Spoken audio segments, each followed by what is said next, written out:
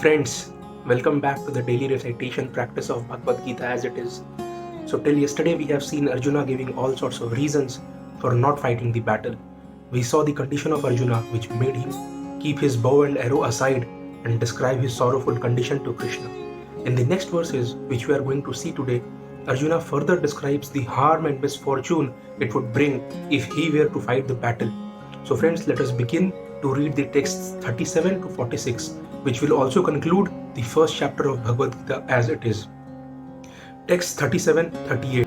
Yadyapi ete na pashyanti lobhopahata chetasa kulakshya kritam dosham mitradrohe cha patakam katham na gyenam asmabhi papad asman nivartitum kulakshya kritam dosham prapasyadbhir janardhana. O Janardhana, although these men, overtaken by greed, see no fault in killing one's family or quarreling with friends, why should we, with knowledge of the sin, engage in these acts?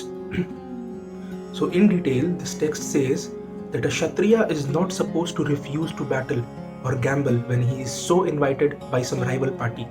Under such obligation, Arjuna could not refuse to fight because he was challenged by the party of Duryodhan. In this connection, Arjuna considered that the other party might be blind to the effects of such a challenge. Arjuna, however, could see the evil consequences and could not accept the challenge. Obligation is actually binding when the effect is good, but when the effect is otherwise, then no one can be bound. Considering all these pros and cons, Arjuna decided not to fight. Text 39. Kulakshe pranashyanti kuladharma sanatana dharme naste kulam krishnam adharmo abhibhavati uta. With the destruction of dynasty, the eternal family tradition is vanquished, and thus the rest of the family becomes involved in irreligious practice. The detailed meaning says that in the system of Varnashrama institution, there are many principles of religious traditions to help members of the family grow properly and attain spiritual values.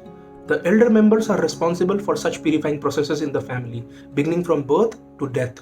But on the death of the elder members, such family traditions of purification may stop, and the remaining younger family members may develop irreligious habits and thereby lose their chance for spiritual salvation. Therefore, for no purpose should the elder members of the family be slain. Text 40. Adharma abhibhavat Krishna pradyushanti kulastriya strishu dushtashu varshaneya jayate varna shankara. When irreligion is prominent in the family, O Krishna, the women of the family become corrupt, and from the degradation of womanhood, O descendant of Vrishni, comes unwanted progeny. Good population in human society is the basic principle for peace, prosperity, and spiritual progress in life. The Varnashrama religion's principles were so designed that the good population would prevail in society for the general spiritual progress of state and community. Such population depends on the chastity and faithfulness of its womanhood. As children are very prone to be misled, women are similarly prone to degradation. Therefore, both children and women require protection by the elder members of the family. By being engaged in various religious practices, women will not be misled into adultery. According to Chanakya Pandit, women are generally not very intelligent and therefore not trustworthy. So, the different family traditions of religious activities should always engage them, and thus their chastity and devotion will give birth to a good population eligible for participating in the Varnashrama system. On the failure of such Varnashrama dharma, naturally the women become free to act and mix with men, and thus adultery is indulged in at the risk of unwanted population. Irresponsible men also provoke adultery in society, and thus unwanted children flood the human race at the risk of war and pestilence. Let us see text 41. Shankaro narakayaiva kula ghranam kulasya cha patanti pitaro hi esham lupta pindodaka kriya. When there is increase of unwanted population, a hellish situation is created for both the family and for those who destroy the family tradition. In such corrupt families, there is no offering of oblations of food and water to the ancestors. According to the rules and regulations of fruitive activities, there is a need to offer periodical food and water to the forefathers of the family. This offering is performed by worship of Vishnu, because eating the remnants of food offered to Vishnu can deliver one from all kinds of sinful actions. Sometimes the forefathers may be suffering from various types of sinful reactions, and sometimes some of them cannot even acquire a gross material body and are forced to remain in subtle bodies as ghosts. Thus, when remnants of prasadam food are offered to the forefathers by descendants, the forefathers are released from ghostly or other kinds of miserable life. Such help rendered to the forefathers is a family tradition, and those who are not in devotional life are required to perform such rituals. One who is engaged in the devotional life is not required to perform such actions. Simply by performing devotional service, one can deliver hundreds and thousands of forefathers from all kinds of misery.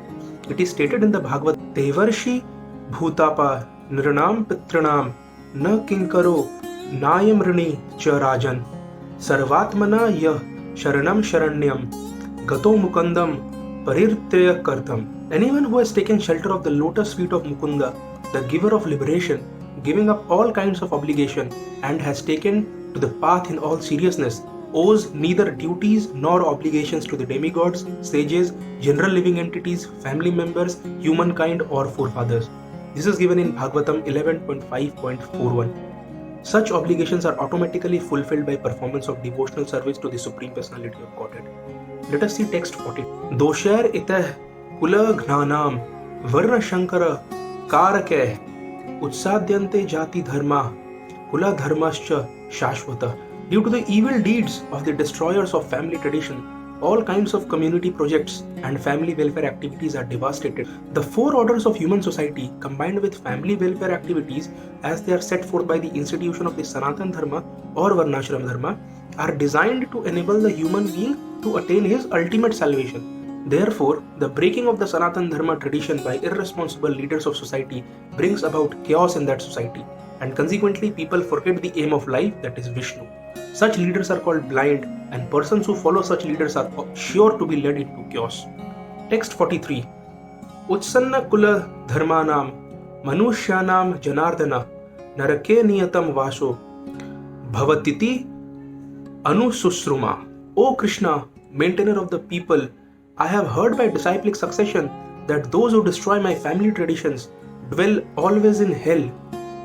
Let's see what Arjuna is saying in these texts. Arjuna bases his argument not on his own personal experience, but on what he has heard from the authorities. That is the way of receiving real knowledge. One cannot reach the real point of factual knowledge without being helped by the right person who is already established in that knowledge.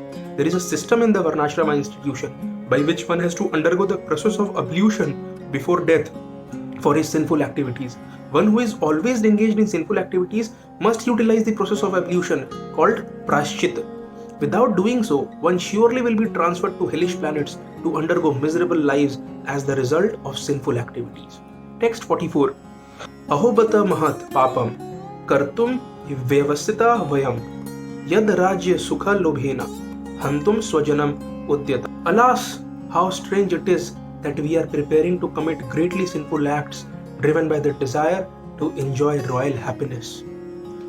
Arjuna here says in the purport, driven by selfish motives, one may be inclined to such sinful acts as the killing of one's own brother, father, or mother. There are many such instances in the history of the world, but Arjuna, being a saintly devotee of the Lord, is always conscious of moral principles and therefore takes care to avoid such activities. Let's see text 45. Yadi mam apratikaram asastram sastra panaya dharata rashtra rane hanyus tan me shematram bhavet. I would consider it better for the sons of Dhritarashtra to kill me unarmed and unresisting rather than fight with them. It is the custom, according to Kshatriya fighting principles, that an unarmed and unwilling foe should not be attacked. Arjuna, however, in such an enigmatic position, decided he would not fight if he were attacked by the enemy. He did not consider how much the other party was bent upon fighting. All these symptoms are due to soft-heartedness resulting from his being a great devotee of the Lord. Text 46 is the last text of chapter 1. Sanjaya Uvach Evam Uktavarjuna Sankhe Rathopasta Upavisat Visarjya sa Sharam Chapam Shokasham Vigna Manasa. Sanjaya said, Arjuna, having thus spoken on the battlefield, cast aside his bow and arrows and sat down on the chariot, his mind overwhelmed with grief. While observing the situation of his enemy, Arjuna stood up on the chariot, but he was so afflicted with lamentation that he sat down again, setting aside his bow and arrows. Such a kind and soft-hearted person in the devotion service of the Lord is fit to receive self-knowledge.